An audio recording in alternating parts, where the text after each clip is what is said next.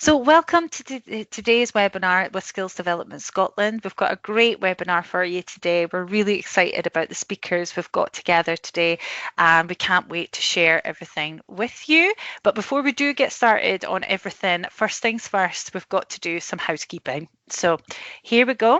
Can everybody see the slides okay? Michelle, can I just double check that everything's coming through correctly?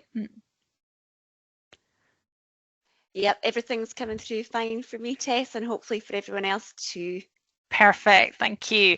Okay, so as soon as we hit go, this session is being recorded. So if this is a recorded live session, but everybody's camera and audio will be, the camera will be off and the audio will be on mute, and that will be throughout today's session. Now it does say on my housekeeping slide that there could be an option to take off your camera and audio at a Q&A session at the end. We are going to potentially have a Q&A session, but it will all be down to timing. Talking of questions and answers, please pop in your Q&As throughout the webinar. If you have a look at the top of the deck, you'll maybe see a Q&A function, two little speech bubbles there with a question mark. Please, oh sorry, we've got a couple of people that maybe have got some issues with sound. Please bear with us and hopefully that can get resolved. So again, if you have a look at the Q&A function at the top, you can pop your questions into there. Please note these Q&As won't be visible to everybody. They'll just be visible to the moderators, myself and Michelle. And then if we've got time at the end, we will certainly ask them to our speakers. But don't fear if we run out of time, because we've got lots to get through today. What we're going to do is we will be sharing resources with you after the webinar. So when we share the resources, if we've got lots of really interesting, juicy questions, we'll answer them and send them out with the resources as well, to just make sure that we cover all elements of people's questions as well. Also, after the webinar, we will be sending out a feedback and a short survey to everybody who's been on today. We would love it if you could fill that out for us, because we'd be really keen to hear your feedback, good or bad, so we know how to develop the webinars for the future. So that's all our housekeeping today. Just remember, any questions, pop them in, and if we've got any time, we'll go over them at the end, but if not, we will send them out at the end. Also, we will be recording the session and sending that out as well. Okay, so today we are here for a very special webinar to unlock the benefits of inclusive recruitment, a Skills Development Scotland webinar. My name is Tess McLean and I'm an Employer Engagement Executive with SCS, and I cover Aberdeen City and Aberdeenshire. With me today is my colleague. I'll let her jump in. Yes, good afternoon everybody, I'm Michelle. Oh, sorry, Michelle. I do think your connection's going. Michelle warned me today. She was like, "Oh, I suspect my connections with my teams might not be very good." So Michelle might be coming in and out today. So Michelle, just to let you know, we can't hear you, but I will introduce you. So Michelle Danoon is also an Employer Engagement Executive here at Skills Development Scotland, and she covers the Highlands and Islands as well. We've got employer engagement executives across the country, so depending where you're phoning and calling in from in today, there can be somebody to support you in your region. We've got some great speakers here to talk to you today about inclusive recruitment, and we can't wait to introduce them to you as well. There we go. So what's the goals for today's session? Well, we would like to go over inclusive recruitment in general and discuss its benefits. So we'd like to introduce you to our first speaker today, Craig People-Simpson. Craig is our Equality Executive here at SDS as part of our Equality Diversity team. He was also pivotal and part of the collation of our Inclusive Recruitment Guide that you find on Skills Development Scotland's website, the Employer Hub. So part of today is we would like to go over the benefits, but we also are going to give you an overview of the Inclusive Recruitment Guide on Employers Hub. And Craig, you're going to go over all of that for us today. He is your person for everything to do with inclusive recruitment. But we've also got somebody else in speaking today. We've got Victoria Erasmus. Victoria is our speaker today as a real life example of how inclusive recruitment can really benefit your business and move your business forward in today's day and age. So moving into our first element of our session goals. Oh, I did miss, obviously I've spoken about this before, Q&A as well at the end if we've got time. But moving into our first goal of today, I'm going to introduce you to Craig, who's going to take us through the benefits of inclusive recruitment. Over to you, Craig. Thank you. I'll just take control. Take control. Perfect. Oh, there we go. So first of all, we wanted to sort of cover what equality, diversity, and inclusion means, and there's various sort of meanings or different types of definitions of these words. We use the one from Equate Scotland, which is actually included within the Inclusive Recruitment Guide. So equality is about treating everyone fairly and giving everyone a fair chance and an equal opportunity to make the most of their lives and talents, regardless of attributes such as where they were born, what they believe in, their sexuality, and what they look like. Diversity goes beyond giving everyone equal opportunities, and it encourages us not to simply tolerate differences or pretend they don't exist, but rather recognise how differences can be beneficial to society in general and also in the workplace. And that's covered really well within the Inclusive Recruitment Guide, especially around sort of the benefits of diversity and inclusion. Inclusion is about the culture in which the mix of people can come to work, feel comfortable and confident to be themselves. Just now we're talking about people coming and being their authentic self in their workplace, being who they are, and also ensures that everyone feels valued and importantly adds that value to the business and what they offer as well. So what is inclusive recruitment? We use a lot of jargon in various sort of bits of work that we do. So it refers to the processes and the practices used to attract, interview, and hire a diverse talent pool. Also ensures that we can reduce barriers and biases at different stages of the recruitment process, and also when you welcome them into the job as well, helps to sort of take away those biases as part of that as well, to make sure that the best candidates get hired regardless of gender, ethnicity or any other protected characteristic group, which there are 9 of them, which is also covered within the Inclusive Recruitment Guide. So I'm going to cover some of the benefits to why diversity is good for business. If an employer is just wanting to do any of these things, if they want to boost productivity, performance, get better employee satisfaction, boost profit, minimise risk, and all of these things here, all these 9 things here, diversity can help do that. So an employer might not be thinking about equality at the forefront to do all of these, but to have a more diverse workforce will help an employer get to this stage. So by having a diverse talent pool, it can, for productivity, it can widen different ideas, different viewpoints, perspectives, and also it makes your employees feel more valued within the workplace as well. It boosts performance by creating that employee satisfaction in the work that they're doing. Profits, so like there's various sort of stats. So some say that there's 25% more profitable because of a more diverse workforce, depending on what sector they're in.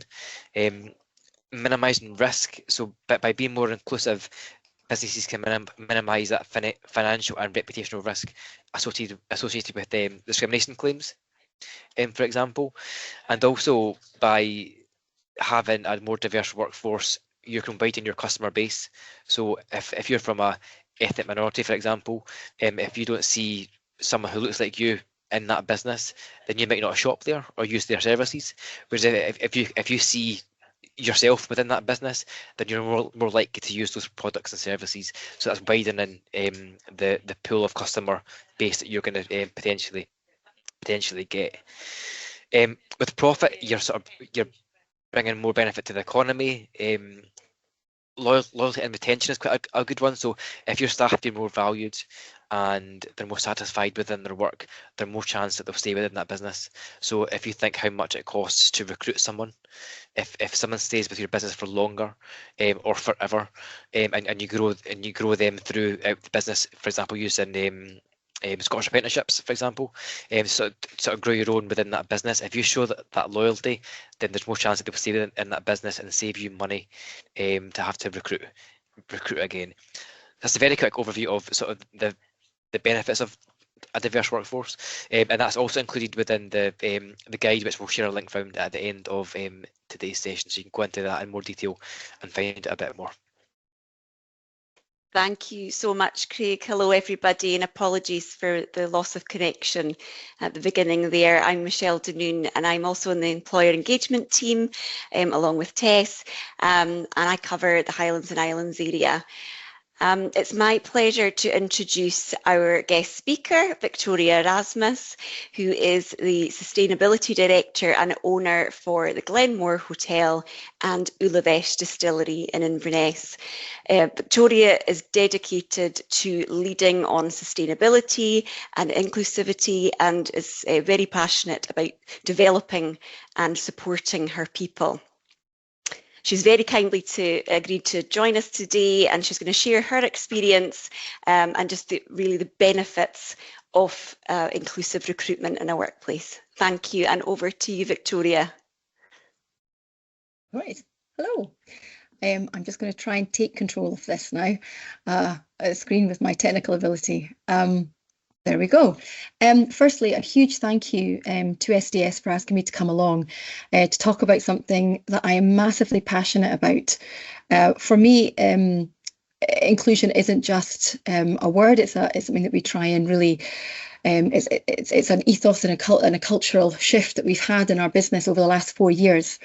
And as much as I talk about inclusive recruitment around inclusion, pretty much with what they were just talking about, with the idea that inclusion, you cannot do inclusion unless you're looking at diversity and equity.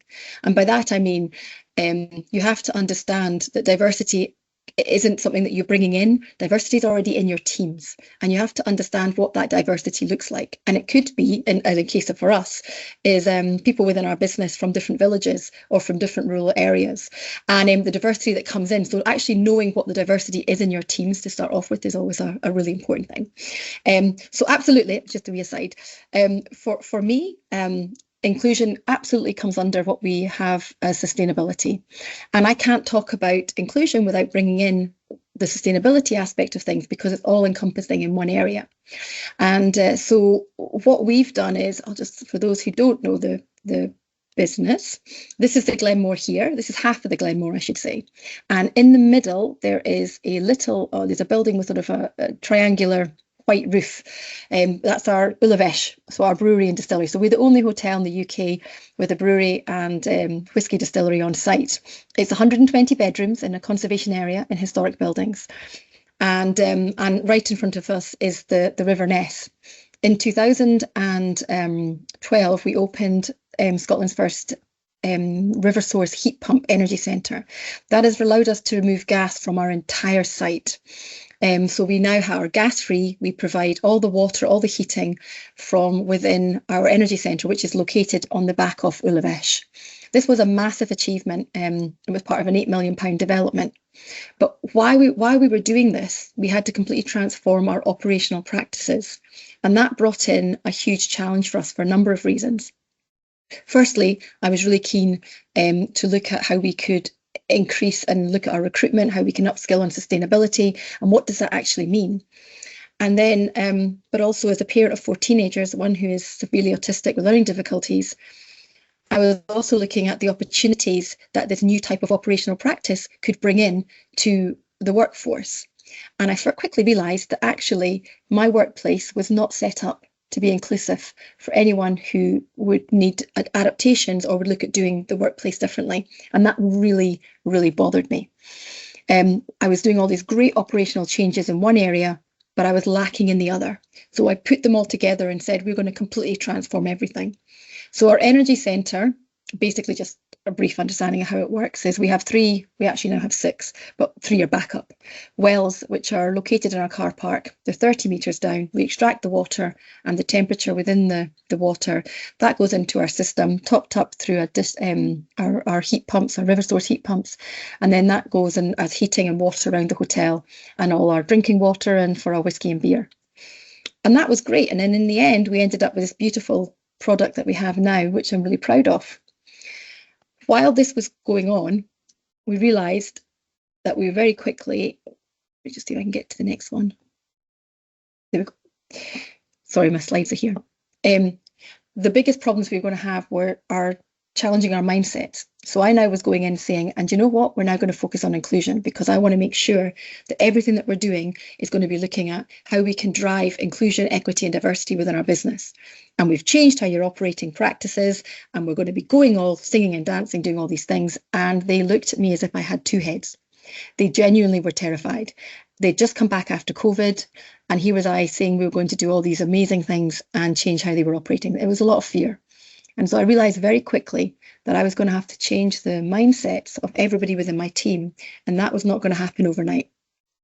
So we had to make sure that we could really embed sustainability and inclusion in our team by doing that upskilling, but being mindful that everyone was facing cost of living, mental health rises, terrified of saying the wrong thing or not knowing how to engage with a particular type of community, and most of it again was fear-led.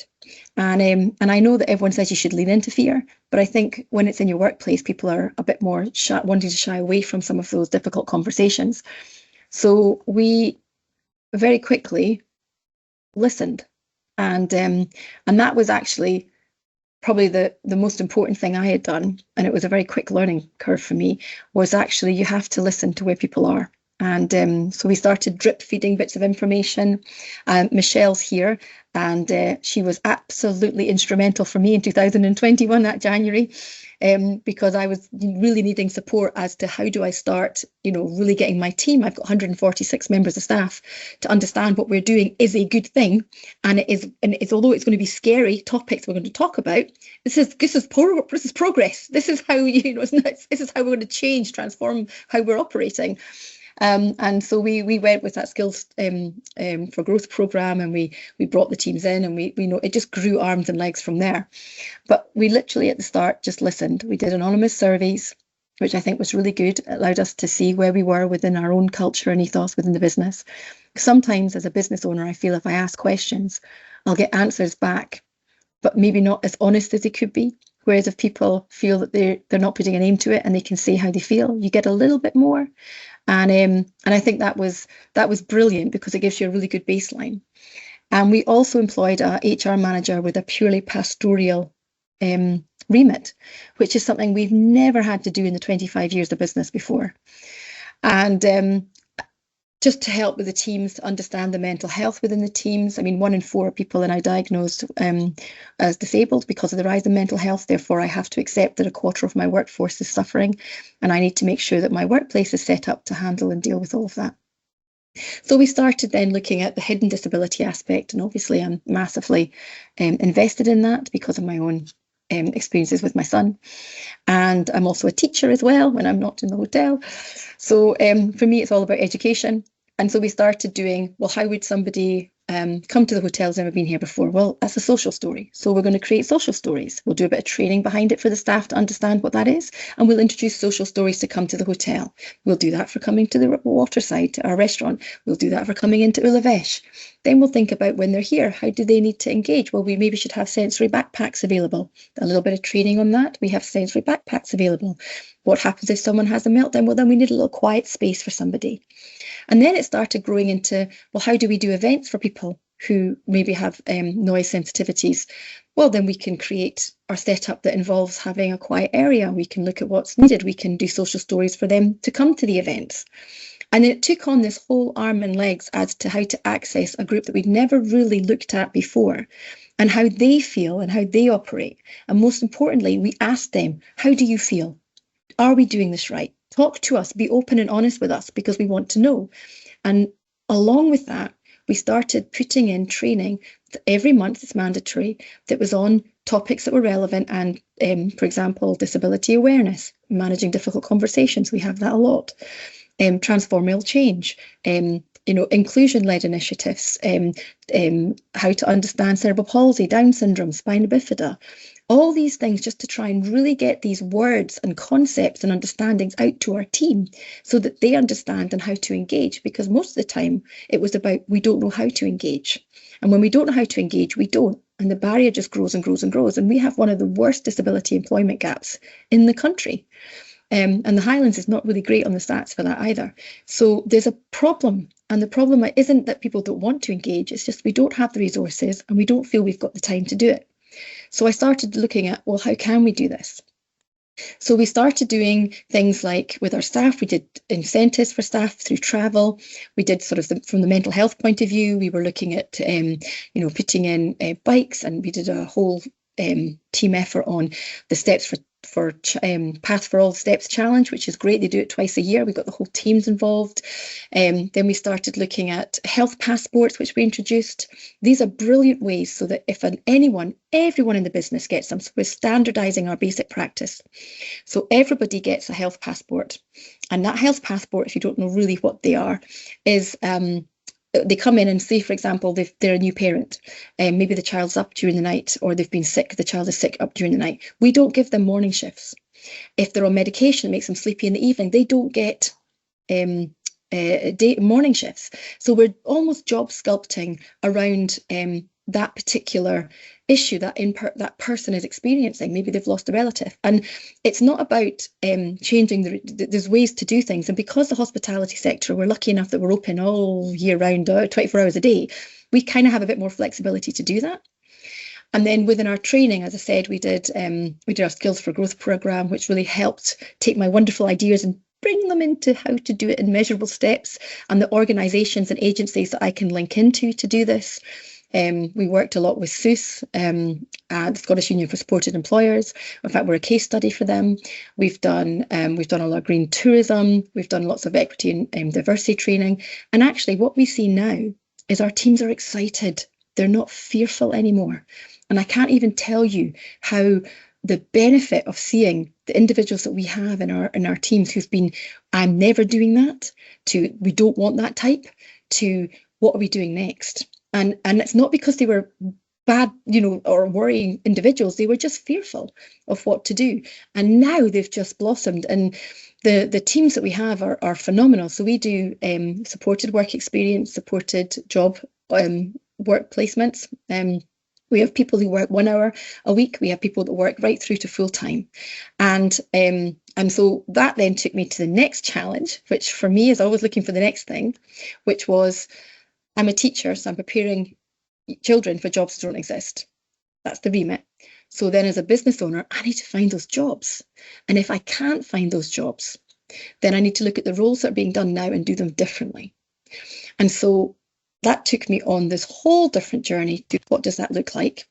And for me, only way I can describe it is what I call sensory recruitment. And so I created a social story, which gets given to everyone who applies, which basically a social story breaks down the process in literal terms and uses real life photographs. So a person understands what's happening right through to where the finishing end of it is and the follow-up. And so they can have a sit down, an inside and outside a movement interview. They can have the questions beforehand. They can have photographs of people who are interviewing them. They can come to the business beforehand. They can come to the business for as long as they need to censorize, to come in and have a look at it. And I'm not trying to catch somebody out. I'm trying to see the person. And if there is a quarter of my staff who are struggling with mental health, that means a quarter of the population is struggling. And so maybe the people who are maybe a bit nervous or have anxiety, this helps just reduce it. And maybe that's all they need to come in and have that confidence. And that person is your hidden gem. And I think with the skills shortage, we need those hidden gems. And so the first thing I'll do when someone comes into the role and say, we'll choose a standard like a housekeeper. I don't need to go through the role of what a housekeeper does. That's on the job description. My first question is, tell me about who you are and what you're passionate about, because then I will job sculpt that passion into that role. And so every role does have its standardized jobs that needs to be done, but we're going to develop that so that your passion can come into that. And by that, I mean, we've had a housekeeper who's really into the interior design. And so I'm like, well, that's great, because now you're in the rooms every day. And I know you're cleaning them and you're doing everything else, but we're also developing. We've just put £2 million into our rooms. So would you like to be part of the team that are deciding what to do? Meet with the planners, meet with the design team, be part of that process. We've had bar staff who are musicians. We've had management who are musicians. And we've gone, okay, we've got this wonderful opportunity here. Would you like to take some time within that to do some music within the business and look at what's going on there? And so job sculpting doesn't have to be completely different, but it starts with their passion. And so people are like, okay, so I feel valued. I feel valued in what I'm doing. And I think everyone wants to feel valued. It's hugely important. So we do that before we then go, and here's your job. Yep, we want to see the people. And I think now more than anything, that's important. I think there needs to be more kindness, and there needs to be an understanding that it is really tough running a business right now. And it is incredibly difficult. I'm fearful every time I hear a government come on with what they're bringing out next, thinking, how is it going to impact? But also, my big fear is all this impactful noise means that we're not engaging with inclusion, because we're too busy dealing with this. And actually, the benefit I can tell you of dealing with inclusion means this side is so much easier, because we have a really motivated, highly loyal team who really want to be working with us and seeing how it all and seeing us be successful, because they feel part of that journey and respected. And honestly, there's been people who I thought would be brilliant at it who've left because they're maybe not quite ready yet for what we're doing. And yet people who have been a bit, which way will it go, really step up and grow from this. And that is an exciting place to be, to see that the possibilities and the opportunities within people, and seeing our business thrive with it as well. And as I said, these are just sort of some of the positives that do come out of it. It's hard work, and you have to accept it's a long journey. You're on that journey. It's not going to happen overnight. But it does really create an amazing culture and ethos within a business I'm hugely proud of. And it's okay, because we don't always get it right. You're not always going to get it right, and that's okay, because people know when you're being authentic and when you're trying your best. And I suppose if I had to say 3 things just to kind of really, to try and really attract and keep them, and I don't mean paying better, I mean we're living wage employers and all the rest of that, but out with that, look at the lived experience of your own team, because there will be diversity within that, and know them from there. Understand what your culture and ethos is from where you're wanting to take your business. It doesn't have to be all singing and dancing, but you must know what your end product's going to look like, or where you're trying to get to. And then, most importantly, be kind. It's not a difficult message. It's very straightforward. If we were all kinder, we'd accept inclusion a lot easier. And it is a journey, but it is the most rewarding journey I've ever done. And it's one of the best parts of my my job is the people that I work with. Challenging as that can be at times, but it's I like finding the solutions and seeing individuals, or going into special schools and working with them on programs that we've created, and seeing them actually going into our business for the first time and telling me what they want to do and telling me what they think their workplace should look like. I like that empowerment side coming through, and giving that voice that it gives young people or people with additional support needs. And we need to see more of that in business. Anyway, that was me. So thank you very much. And it was lovely having a chance to chat to you. Thank you. Sorry, Michelle, I don't know why I'm raising my hand there, but I did. Thank you so much, Victoria, and to Craig for your... Hear me? Oh, no, sorry, we didn't hear you there, Michelle. It did pause a little bit. That's why I popped in. Can you... I think you might be... I think we've lost Michelle again. Okay, so just a quick thank you to Victoria at this stage, and also Craig for that fantastic introduction. It's really informative to have those bases of, the fundamentals of inclusive diversity and equality for your inclusive recruitment, and also to hear and be inspired by such benefits that Victoria has shared with us today. It's incredible. I knew I'd come on this call and learn so much, but also be magically inspired as well. So thank you very much to our speakers so far. Now we have lost Michelle, so I'll just crack on. But what to say is also, please, if there is any questions that must have got some, cogs in the brain moving, if there was any questions so far, please pop them in our Q&A to see if we've got time at the end of play. Now, next, we're moving back to Craig, because Craig's going to give us the live demonstration on how to find. Now, you're probably sitting there maybe as an employer thinking, where do I start? How do I build this team? How do I reach out to this unique talent? Okay, so we've got Craig on board now, who's going to share with us a live demonstration of our Skills Development Scotland's Employer Hub to show you where to start on your inclusive recruitment with our inclusive recruitment guide. Over to you, Craig. I'll stop sharing, okay? Cool. Thank you. I'll just share my screen. Cool. And just to echo what Tess said, Victoria, that was very inspiring. Thank you very much for that. A lot of really good practice that you're doing there, which is amazing. Just tell me when you can see that, if that's okay. Absolutely, that's coming up loud and clear for me, Craig. Perfect. So what we'll do, we'll send you a direct link to where the guide sits. So it's got a page all to itself about inclusive recruitment. It covers what is inclusive recruitment, and the main sort of points about it being boosting productivity, creativity, and profitability for an employer. We've got a really good quote from an employer as well about why diversity is important to business, about it fostering innovation and creativity, and bringing together different perspectives and ideas, and that's really important to sort of to grow a business, to have different ideas. It also helps attract top talent and ensures the workforce is representative of the diverse customer base. And again, to boost customer base, you need to have a wider diverse workforce. So the bottom here, we've got the guide itself. So what we've done is we wanted it to be a tool that people could sort of jump in and out of. You don't have to look through the whole guide and a winner. You can sort of jump in to what's relevant at the time.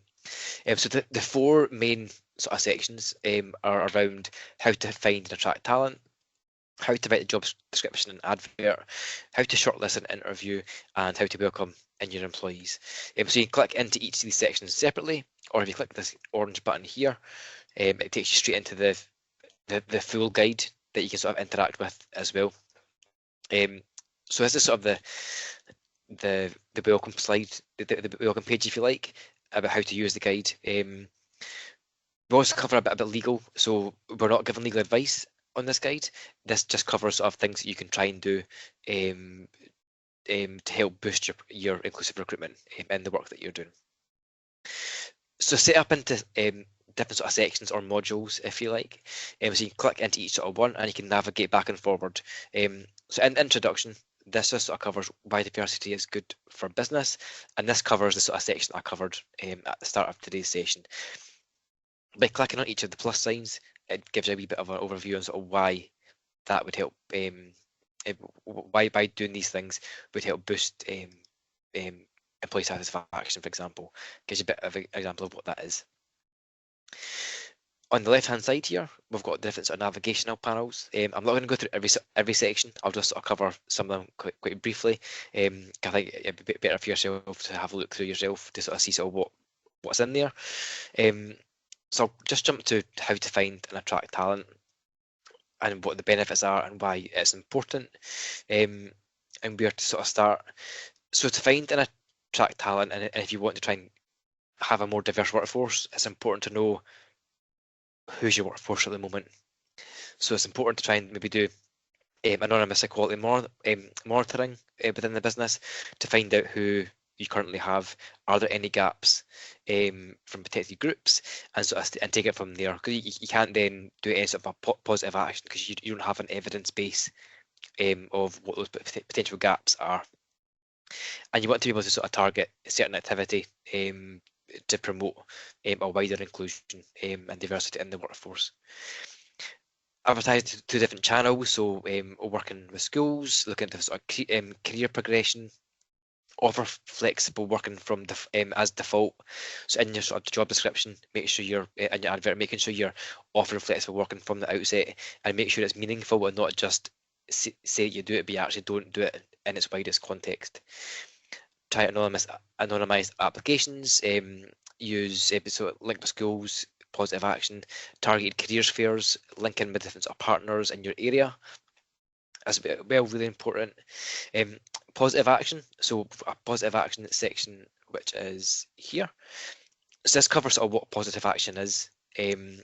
Positive action is a legal term, and you can sort of target certain groups. It tells you what you can and can't do, and it also covers what is positive discrimination, and what's discrimination as well. So it's got different sort of terminology at the bottom, and what positive action could that you could do within your business. And at the bottom here we've got different information about sort of a tiebreaker question. If you've got two people who have done just as well in an interview, how can you be proportionate within who you choose to take on that vacancy? And there's a checklist down the bottom as well that you can sort of look at and make sure you're following each sort of section to make sure you're being proportionate in the sort of plans that you're taking to recruit with positive action. Also, some further reading down the bottom here that can help you look at how you want to advertise your vacancies as well. So I'll just jump into advert. So really sort of thinking about the language you're using, making sure it's clear, concise, easy to read. Don't use technical language. Try and remove sort of gendered language or any sort of biased language that you have in there. Try not using sort of like masculine language like competitive. You could maybe use motivated instead. Just these are sort of small changes can widen that talent pool and who you actually get to apply for those vacancies. Look at the format you use for accessibility, the person specifications, a lot of information in here that would sort of help you make small tweaks to your advert to make it more inclusive. I'm not going to cover them all just now because there's loads to cover. Shortlist an interview, different sort of strategies to try and reduce unconscious bias, having a standardised process on anonymous recruitment, and making sure your managers are trained in inclusive recruitment practices. That's really important because without that, the whole process could fall down. We want to make sure that everyone's aware of what that process is. At the very bottom, we've got what to do before the interview, how to conduct an interview, how to make it accessible, and also information about virtual interviews. So, for example, we've all got backgrounds on our cameras just now. That's not very accessible necessarily for interviews. It's the same as if you're interviewing someone that's got if the panel is sitting in front of a window. If someone has sight loss or partial sight, it can make it harder for them to lip read. Or if they're deaf and they're trying to lip read and they can't see properly because of the light. So just these some small adjustments that can make all the difference within that. I'm going to jump into sort of like fair work just now. I think it sort of really resonates with what Victoria was talking about that culture, especially in sort of the staff surveys. And I think that's really important, especially in the sort of climate we're in. I think all businesses across Scotland and the UK aren't recruiting as many people just now because of budget pressures and things like that. So by having an effective voice from your staff, it can help you create a much more inclusive and positive culture within the business. And to what I was talking about at the start about retaining your staff, that can help you retain your staff and get more benefit out of them, making them work better within the business because they feel more valued, finding out what's working for them, what's not, and taking your staff along on that journey with any sort of changes to make sure it's working for everyone within that business. And that's what, again, will boost productivity, save money in the sort of longer term with the business. Conscious of time, so looking at sort of like flexible working. So looking at location, can that be flexible? Is it working from home? In the advert, if it's a remote worker or hybrid working, what is the expectation within that? Is it 1 day a month? Is it 1 day a week? you having to be in the office, or can you work at home full time? Be clear from the outset, and that really helps, especially people with additional support needs. For them to sort of factor in, are they going to have to travel? Is it going to be sort of busy times? Can they start maybe a bit later so they're avoiding rush hour traffic? Those sort of things is really important.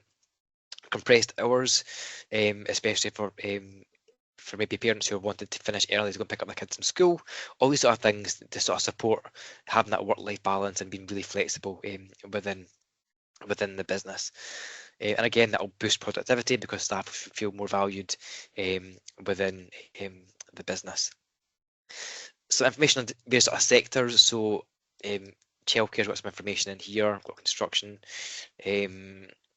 into financial information and some different sort of reports to have a look at that might help you within your business.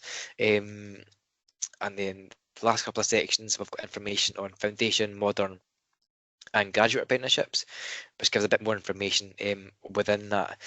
One thing I did skip over by mistake, so we've got a reasonable adjustment section, which covers sort of what reasonable adjustments are, and the average cost is around £75 for a reasonable adjustment in the workplace, and different examples of what that could be. And there is also access to work that would help fund any sort of adjustments within the workplace as well, which means there's no cost to you as the employer.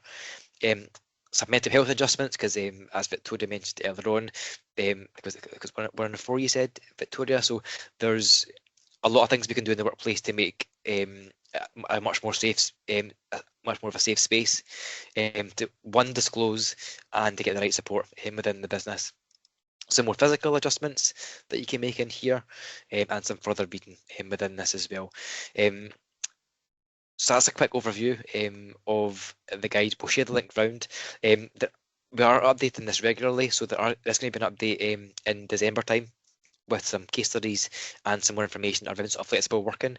So please keep checking the guide out, because it will be updated and refreshed on a regular basis. If you feel there's anything missing from the guide, please let us know, and we'll try and include it as part of that, because we're really keen that it's a work in progress, and we want to make sure it's working for everyone who's using it. So if there's anything missing, let us know, and we'll see how we can incorporate that within there. Thank you very much, everyone. Thank you so much, Craig. It is just ideal to know where you can get your information from. A couple of points you made there, which are fantastic, is the fact, we're not given legal advice. However, we do signpost where you can get factual legal advice, because, we get a lot of, I do get a lot of questions from employers around, how do we almost like protect ourselves, but how do we work around the protected characteristics? How do we get that legal advice?